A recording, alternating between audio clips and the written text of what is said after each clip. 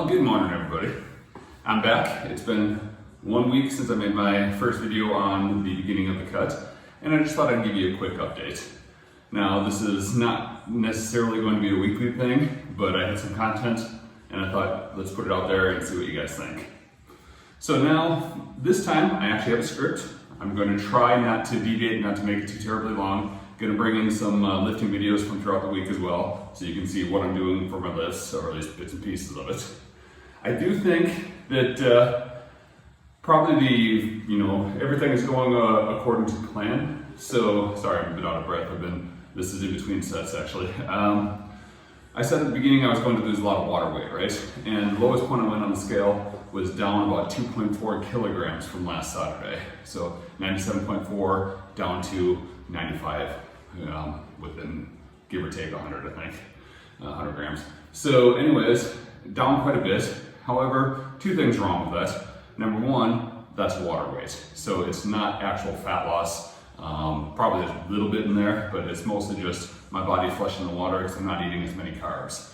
For every 1 gram of carb that you eat, it retains something like 4 grams of water. So it has a massive impact on your body weight, if not your actual body composition.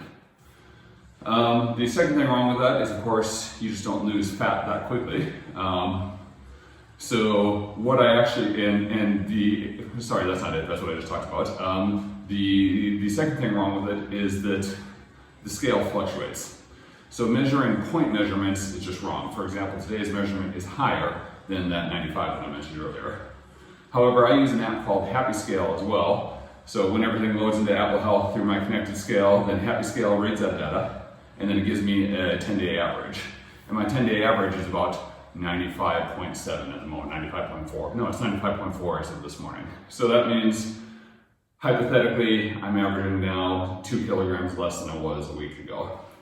That rate will definitely slow down. I'll be very surprised if I have a kilogram per week, but it's in the right, it's the right methodology to show me progress over the coming weeks.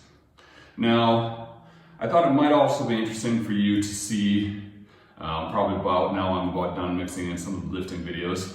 So maybe it's interesting for you to see some of what I've been eating and to hear some of what I've been eating.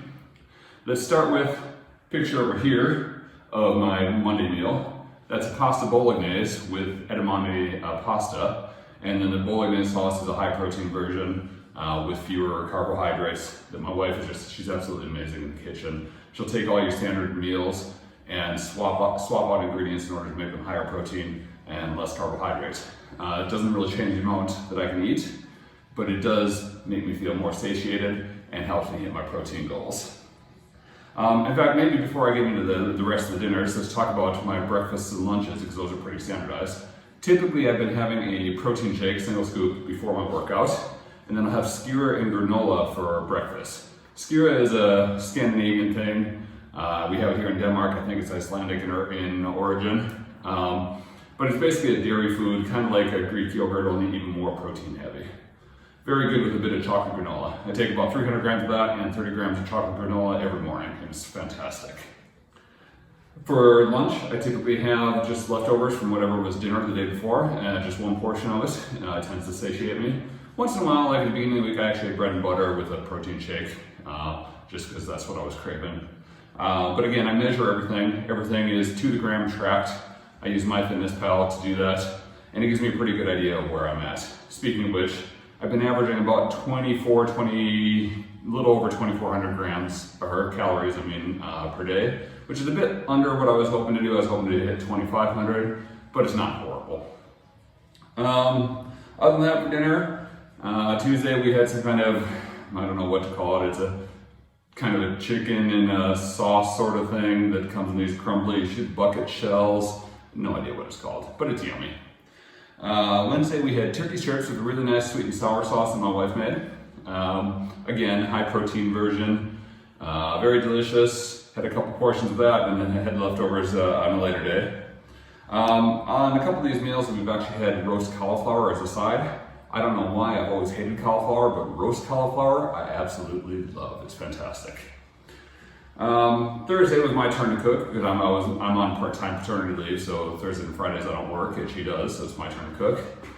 Fajitas are one of the few things I actually know how to make, and they're, you know, relatively high protein depending on how you make them. Instead of sour cream, for example, I use skewer. I typically don't put cheese on mine. Things like that. On Friday, again, my turn to cook. It was treat day. I had a deep dish pizza. Well, deep dish, not like Chicago style deep dish, but like pan crust. Yeah, that's what we used to call it when we lived in the States. Pan crust pizza. Very greasy. I had 3 slices of that, figured that was about 1,200 calories. I had the 4th slice for lunch the next day. I was a bit surprised actually. Normally I have all 4 and then I want a bit of Steph's, but this time I was actually full, so that was nice. Yeah, and then on Saturday, last night, I had leftover fajitas as well as some tacos to make up the difference for my targets. And that's what I eat in a typical week, more or less. That helps me hit my 2,500 calories, helps me hit my protein targets. And all in all, I think things are going well. Actually, I'm almost down 1 belt size on the lifting belt already just because of the water weight, so that's fantastic. I expect that, like I said, I'll slow down over the next couple weeks, but we'll still see some good progress. So I'll come back, you know, mid-end January and let you know where I'm at. After this, I guess let's just switch over to a video of me on the bench because, hey, bench is always fun. And see y'all next time. Take care. Hi. All right, now we're going to try the bench press. This is 90 kilograms, sets of 8. I've done 1 set already. I've got 2 more to go. You'll see that I'm pretty geared up already and I've got a little bit more to do. So my max is 105 raw, but for the last month I have been doing, well, I've got the different gear in order to try to fix a couple of problems I've got with my elbow and shoulder. So this, for the elbow tendonitis, this one, just because I hate to have it not matching, I don't really need it. This right here, slingshot, will actually allow me to lift more weight than I otherwise could. So that's why the numbers don't seem to match up, the 105 raw versus the 8 reps of 90. But the point is to keep my elbows tucked a little bit more as opposed to flaring out like that, well-ish, when I'm doing the bench. And then hanging over there, you will see a couple of wrist straps. Again, that's to keep my elbows safe by preventing my wrist from flexing too much and the rest of the muscles compensating. Not 100% sure that's what's happening, but it hasn't hurt anything, and I've read somewhere that that might be an issue. So, let's see what I got. First set went off rather well, but as we would expect, the last couple reps were not easy.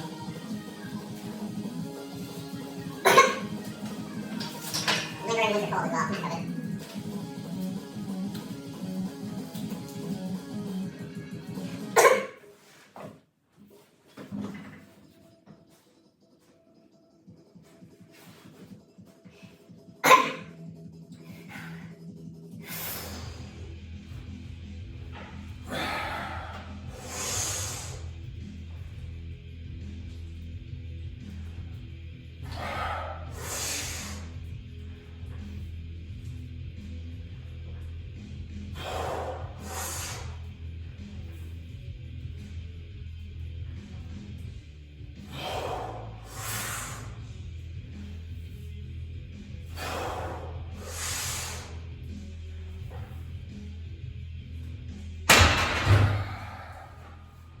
There we go, pretty good.